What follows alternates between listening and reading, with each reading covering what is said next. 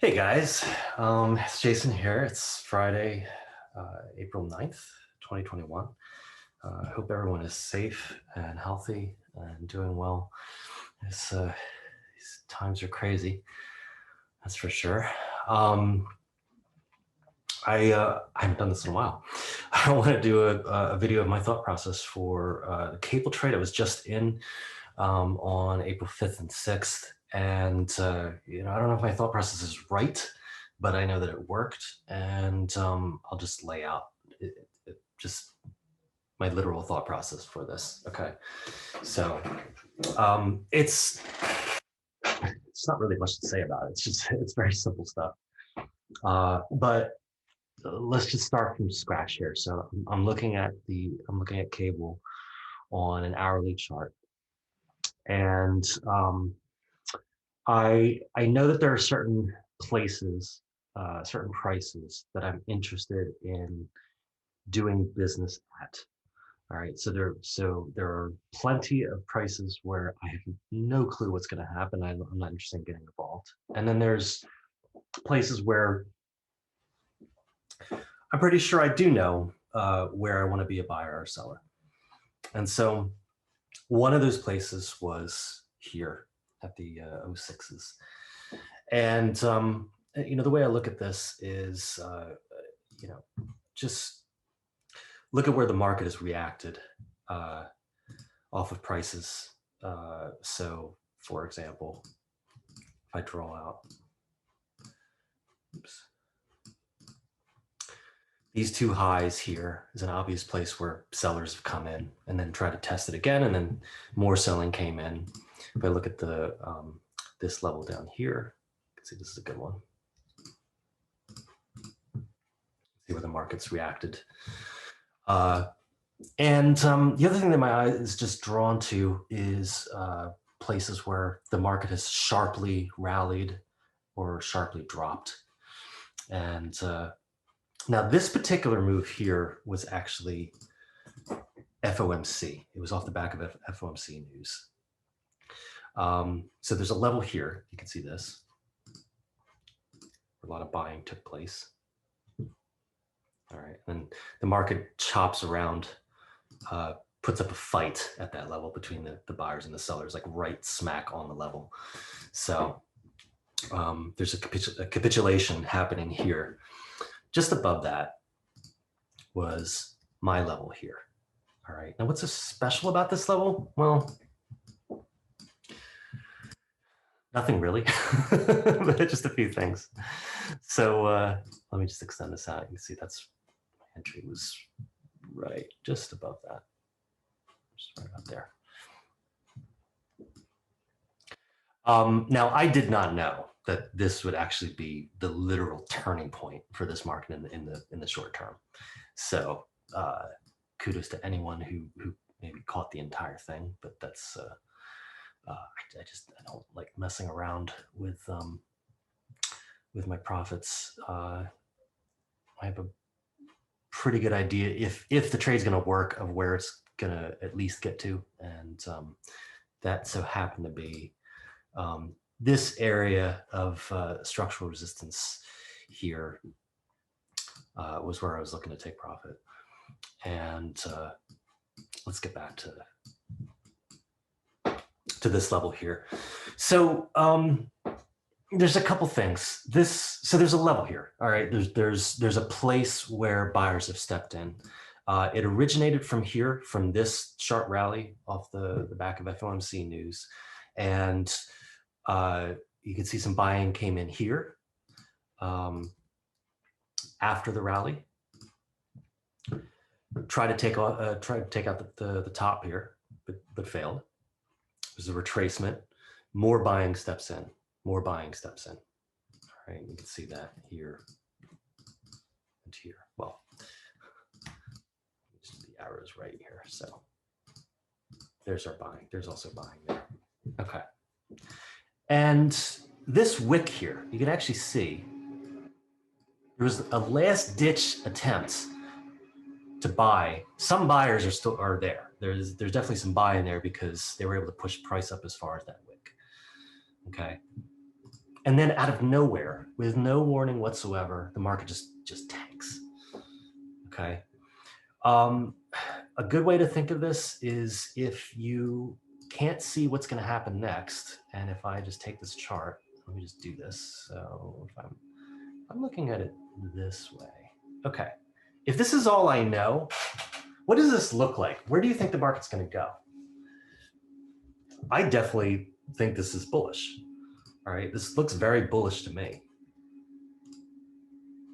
Can you draw a trend line if you're into that? Is there any indication here that the market is going to tank from this point? I don't think so. I can't see it. So if I can't see it, I'm pretty sure that there's a lot of other people that are thinking just like me, that they wouldn't have anticipated that either. So, so that's my case, basically. So when the market does this, this is an unexpected move. You should come to expect it because the market does unexpected things all the time. But in the grand scheme of things, this is I would not be expecting this. So we know that buyers have bought this level, and it's provided a decent enough move away from that. So we know that the buyers had some power there to push the market up like this. When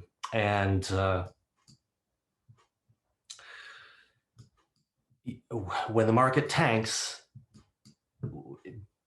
assuming they didn't get stopped out, these buyers are still in the market.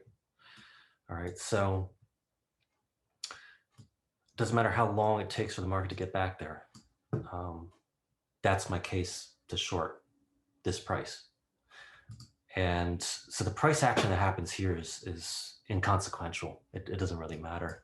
Now, I mean, if you look at this closely, you can take this apart and just note a few things. But I mean, it doesn't really matter. It's not. Yeah, there we go. Let me just.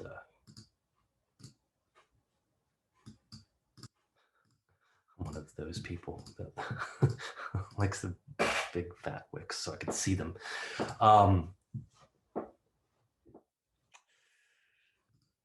If you just take a look at this shooting star pin bar, there's two ways that I know of that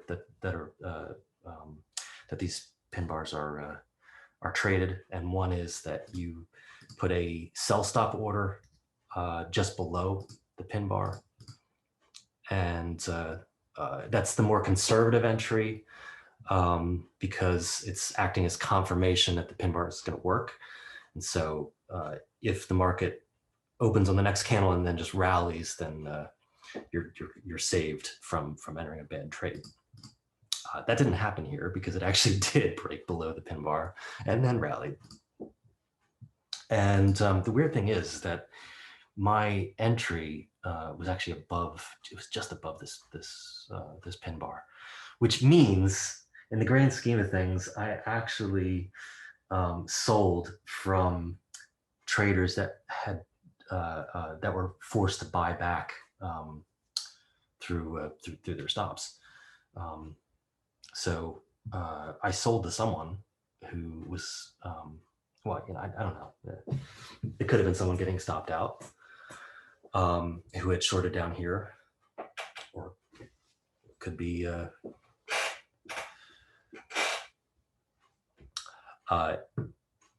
who knows? Who knows? And the funny thing is this, the market still tested the highs and poked higher twice. Once here, just above this bar here.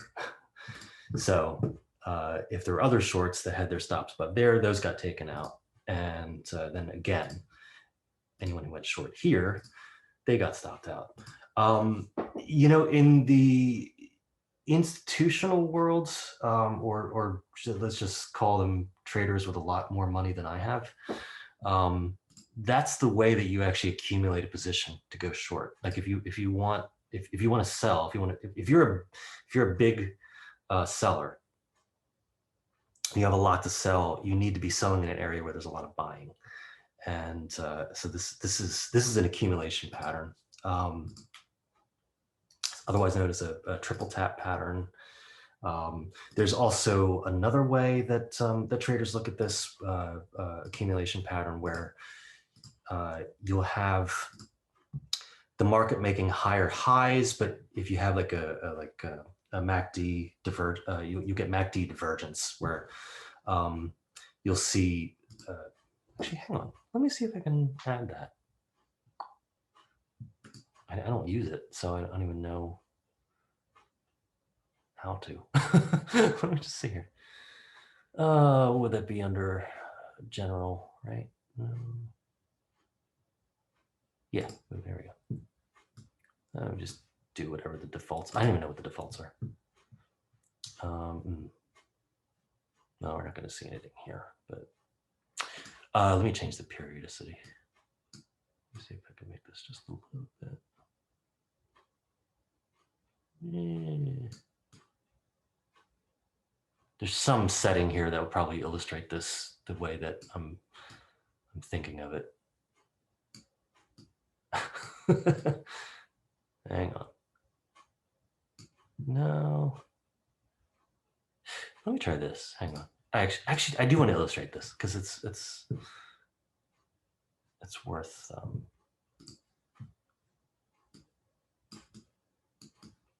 Where it? Oh, to go back. Wait, hang on a second. Let me change it back to an hour. I'm still getting the hang of this. How to use my charts here. Okay, here we go.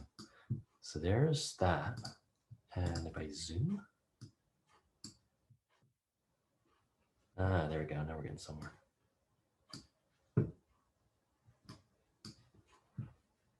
Okay, now let me see my defaults. Let's see if I can.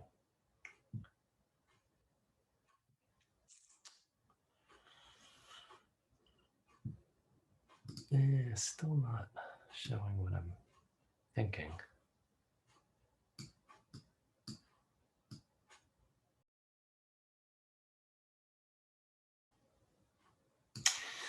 All right, I've played around with this long enough, but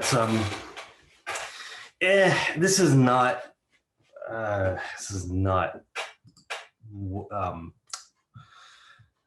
this doesn't look right. But I can tell you this. What I was expecting. I actually, hang on a second. I got annotation tools. I keep forgetting.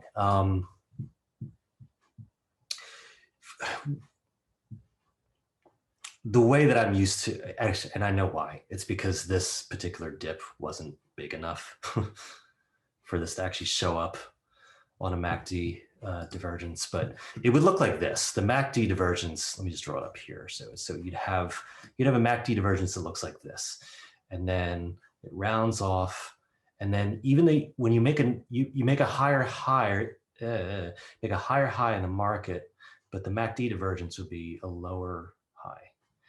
And then on the highest high, it would be even less. So what you do is you have a trend line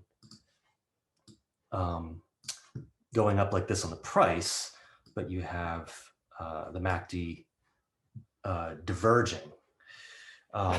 That's probably the longest explanation of an accumulation pattern.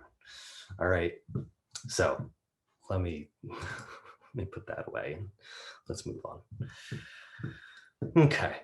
Let me turn off my annotation tools. Let's get rid of that. Oh, I can zoom out here. Okay.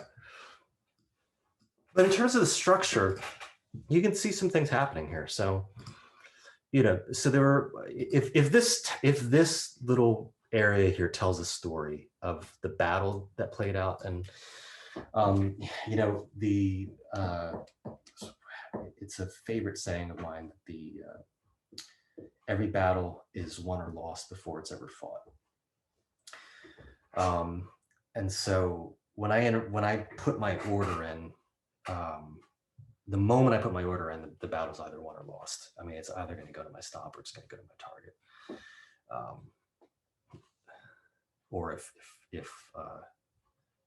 I cut the trade manually, there's always that possibility.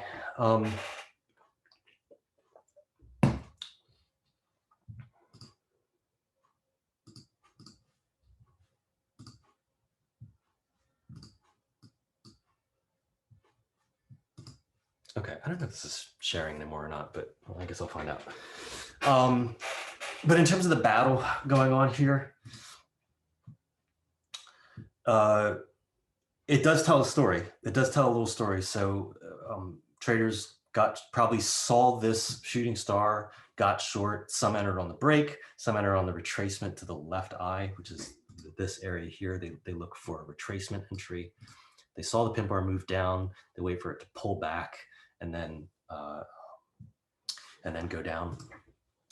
And then they see this candle. Those traders get caught off the back foot. Some traders that had their stops up here would get stopped out. Some traders that have their stops higher up are still in the trade, but now they're concerned. They're concerned that the market is going against them, which means that when the market makes a higher high and then proceeds back to their original entry point, and let's just say that's here, traders who are short are now buying back. And it's the buying back that fuels the move higher. So there's a little story going on here, ultimately inconsequential to what I was doing. But yeah, that's that's pretty much it. There's not rocket science, but let me just see if there's anything else I wanted to say about this. Let me set my chart back the way it was here.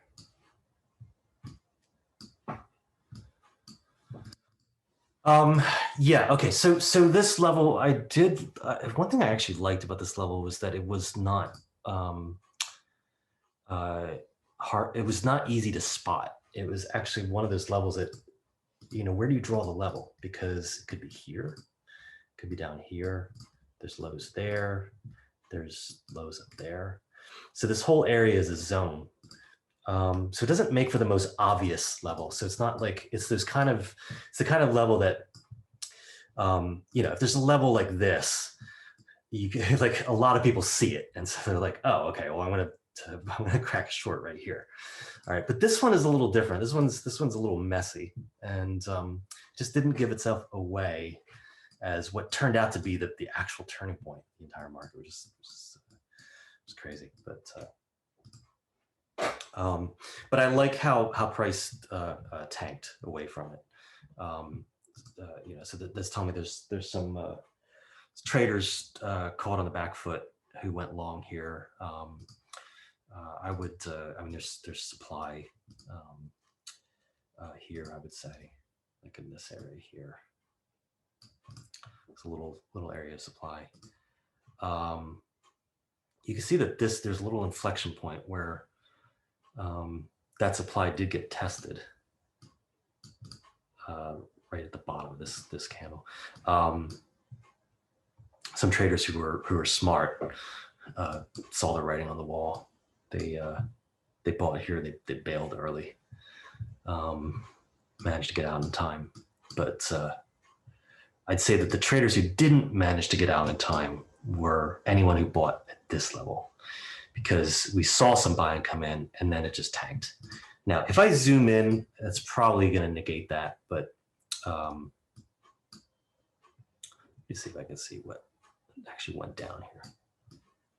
Yeah, so there was that last little buying, a little bit of buying. Let me just check that. Hang on. I hate that zooming out, actually. Like,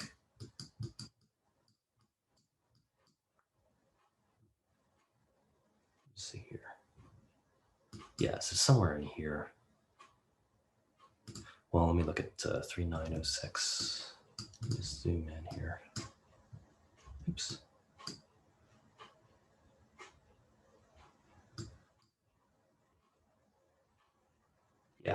Yeah, so there was some buying here, a little bit of buying there, small retest right there, and then just tanked away. Now, just to clarify, I never zoom in this far to determine like, am I gonna, is this a good level to sell?